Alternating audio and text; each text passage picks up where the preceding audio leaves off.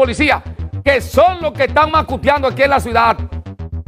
Y el jefe de la policía debe mandar a investigar. Los policías que no son de migración no están para perseguir a los haitianos.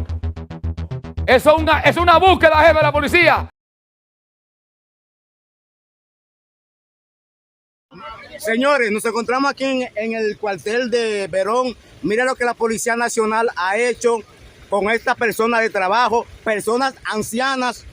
Mire, la Policía Nacional junto con Julio Guerrero se encargaron de hacerle daño a estas personas mayores de edad. Miren, señor, las caras. Miren, señores. Miren, ahora mismo nos encontramos en Verón.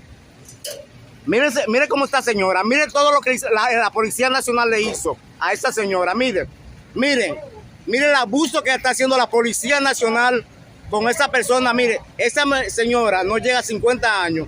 Y mire realmente lo que la Policía Nacional está haciendo con personas que tienen sus documentos.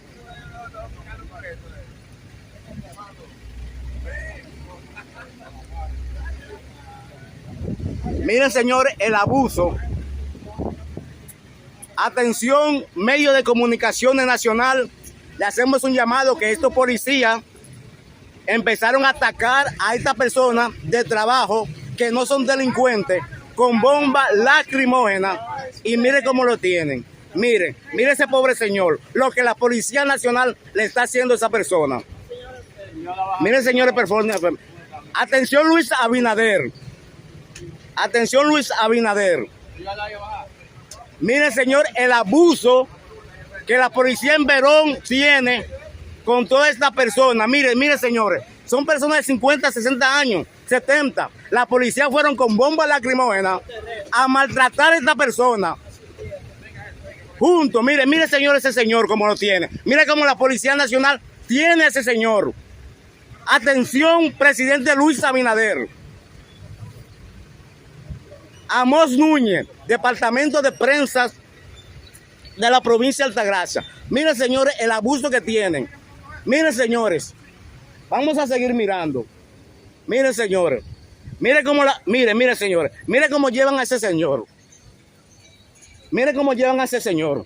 Fueron atacados con bombas lacrimógenas, maltratados físicamente y verbal. Miren cómo lo llevan, señor. Pronto se le estará levantando a cada autoridad que hizo esto. Miren, señores, miren cómo lo llevan. Que no son delincuentes, son personas de trabajo. Personas mayores de 60 años y 70.